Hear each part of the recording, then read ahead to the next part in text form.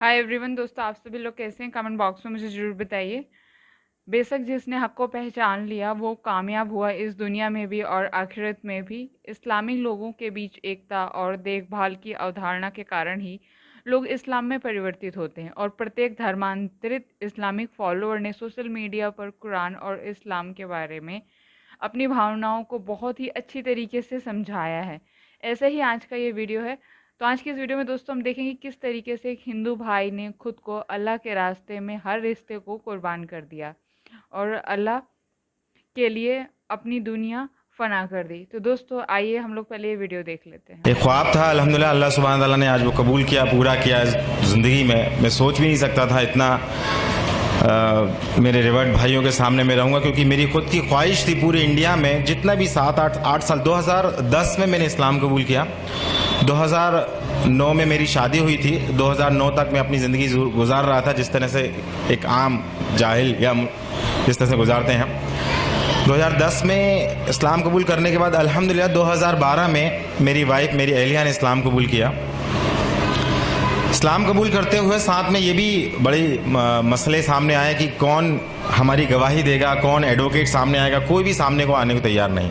यहाँ तक कि एक इदारे में हम लोग गए जहाँ पता चला कि यहाँ सर्टिफिकेट बन जाते हैं, यहाँ आपको आसानी हो जाएगी। मैं बिलोंग्स करता हूँ, पहले मैं आपको बता दूँ, मैं भोपाल की एक तहसील है बैरसिया, वहाँ से बिलोंग करता हूँ। और चूँकि एमपी का स्पेशल कानून है इस्लाम कबूल करने को लेके, खास कानून बना रखा है, तो वहाँ इस्लाम कबूल करना और डॉक्यूमेंटेशन बनाना बहुत बड़ा मसला है।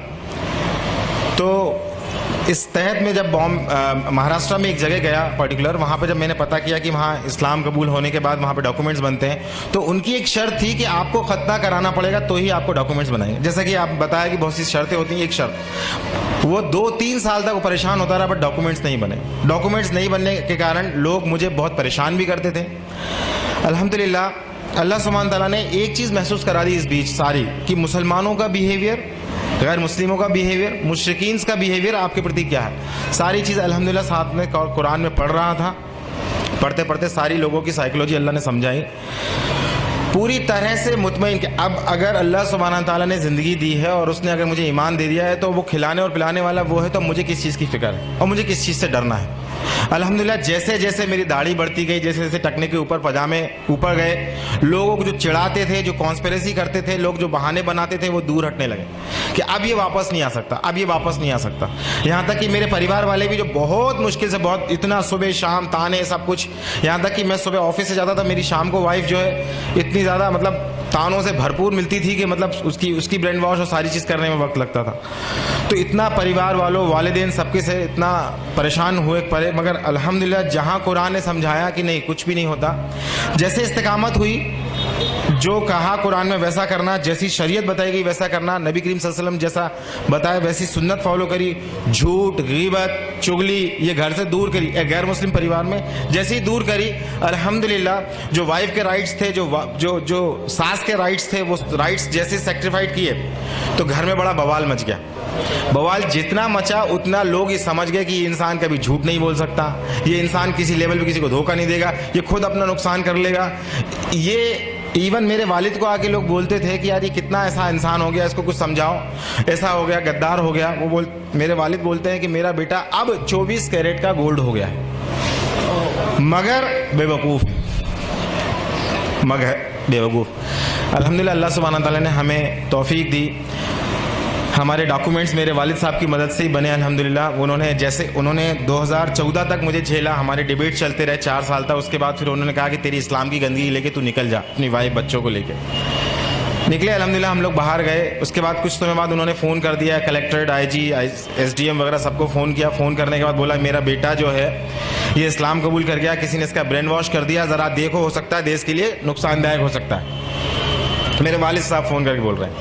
मैं इस समय ऑफिस की ड्यूटी पे था, जब वहाँ से वापस आया उन्होंने उस समय फ़ोन लगाया कि आप कहाँ पर हैं, हमें आपको ऊपर से बहुत सारे प्रेशर है, हमें आपका बयान लेना। मैंने कहा मैं जहाँ पर भी हूँ आप आ जाइए, मैं आ नहीं सकता ड्यूटी छोड़ के, आना तो पड़ेगा तुमको। तो मैंने कहा ठीक है, आप वारंट निकाल दीजिए।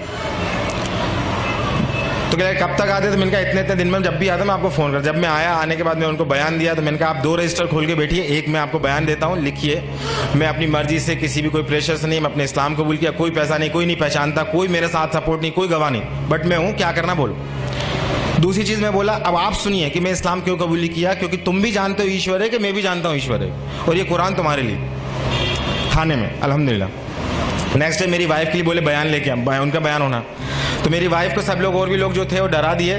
जिन लोगों, सबसे पहले जो हमारे अंसार बने अल्हम्दुलिल्लाह, अल्लाह उन्हें जज़ाया खैर दे, उनके हम रह रहे थे अल्लाह सुब्हान तआला ने, तो उनको लोगों को डराया। तो मेरी वाइफ जब पहुंची वहाँ, तो मैंने वाइफ को बोला कि अगर कुछ ऐसा मसला होता है डांटने डपटने मारने का, तुम भाग के तुरंत चौराहे पे आ जाना, वहाँ पिटेंगे तो अल्हम्दुलिल्लाह शहादत होगी, मसला नहीं। लोग पूछेंगे क्यों पिट रहे हैं, कम से कम रीज़न की तरफ जाएंगे, काम हो जाएगा हमारा।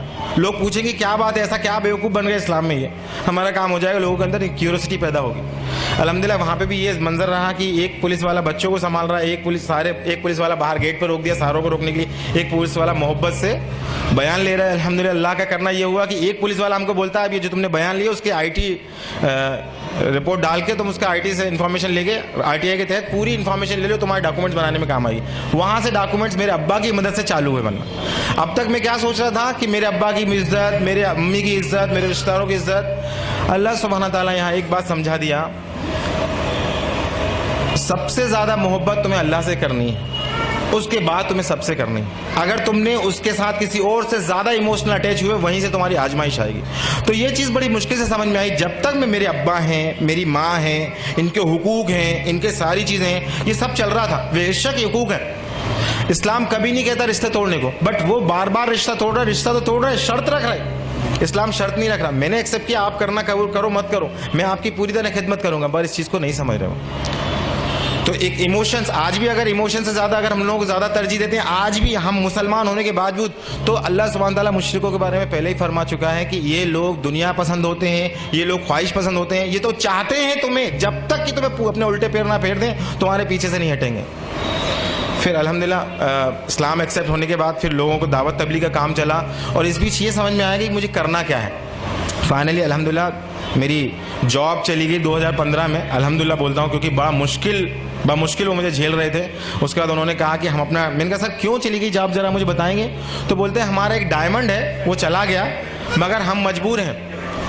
विश्व हिंदू परिषद, RSS, सबके फ़ोन आते थे, कोई लोग मुझे धमकाने आते थे।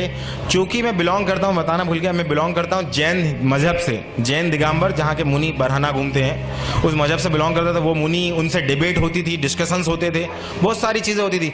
बट मेरी अम्मी बार बार नए नए मुनियों के पास लेके जाती थी, और ये हर बार कहती थी कि इनको नहीं आता, इनको कम आता है, तेरे को दूसरे के पास लेके जाएंगे। जब मैं इस्लाम एक्सेप्ट किया, इस्लाम एक्सेप्ट करने के बाद सबसे पहले मैंने तौहीद एक्सेप्ट की। तौहीद एक्सेप्ट करने के बाद मैंने कहा कि यार ये तौहीद समझ में आ गई, मगर ऐसा समझ में कुरान हक है, कुरान कैसे नाजिल हो गया अपने आप, कोई मोहम्मद सल्लल्लाहु अलैहि वसल्लम आके कल को बोलते हैं तो मैं तुम्हारा रसूल हूँ। इसकी तहकीक के लिए जब मैं इस्लाम एक्सेप्ट कर लिया, बनिया था मैंने कहा अगर ये हक है तो पहले इस्लाम कबूल कर लो बाद में ऐसा नहीं होगा, केवल गफलत की बात है। तो जब मैं इस्लाम एक्सेप्ट किया, फिर मैं हिंदुइज्म की किताबें पढ़ा, फिर जैनिज्म की किताबें पढ़ा।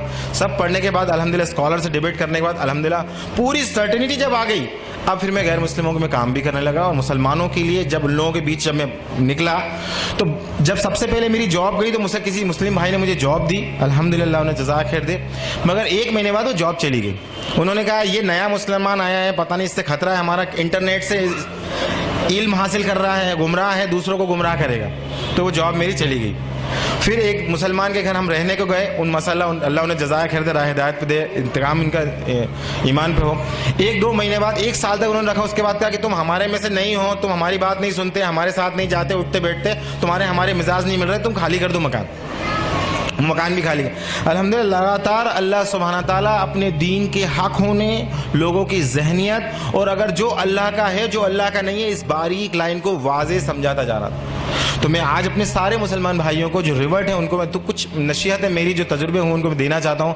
सबसे पहली चीज़, किसी को भी ज़्यादा इमोशनली मोहब्बत मत कीजिए, चाहे वो शौहर हो, बीवी हो, माँ बाप हो। सबसे पहले अल्लाह, फिर उसके किस किस के हुकूक बताएं वो करिए। सेकेंड चीज़, मेरे भाइयों मेरी बहनों, शैतान हमारे जहनों में बार बार ये बात दिखाता है, देखो ये मुसलमान कैसे हैं, हमें बताता है कि हमारे मुसलमान कितने बुरे हैं, तो हमारे जहनों में उनके बीच में गैप पैदा कर देता है। मुसलमानों की बुराइयां बता बता के और हमें अपना बेहतर बता के मुसलमानों और हमारे बीच में एक गैप पैदा कर देता है। तो इस गैप को हमें नहीं देखना है, इन बुराइयों को हमें नहीं देखना है। अल्लाह ने कहीं भी नहीं कहा इन बुराइयों को देखो तुम। अल्लाह ने कहा तुम अपने आप को इस्लाह करो, अपने आप को डेवलप करो, कुरान पढ़ो, इल्म करो और तकवा हासिल करो, वो मसूल होगा। तीसरी चीज़, हम इतना ज़्यादा परेशान हो चुके होते हैं मसाइल से, ज़माने के मसाइल से, लोगों की गाली से, लोगों के किनारा करने से। जो मुसलमान हमें मदद करते हैं, कल जब हम उन्हें इस्लाह की 4 बातें बताते हैं तो वो हमसे किनारा कर लेते हैं।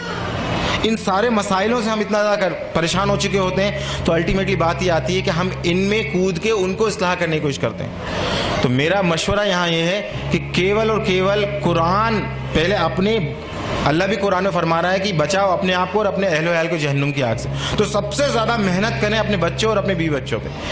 क्यों? क्योंकि मेरी अहलिया मुझसे पूछती है कि, मुझसे कहती है कि मुझे फ़िक्र अपनी थी कि अपना हम जो कर रहे हैं ठीक है, मगर मुझे खौफ इस बात का है कि मेरा बेटा जहन्नुम ना चला जाए, मैं उसकी क्या तैयारी कर दूँ, क्योंकि ये भी एक ऐसा मुसलमान बन जाएगा जिन मुसलमानों को देख रहा है।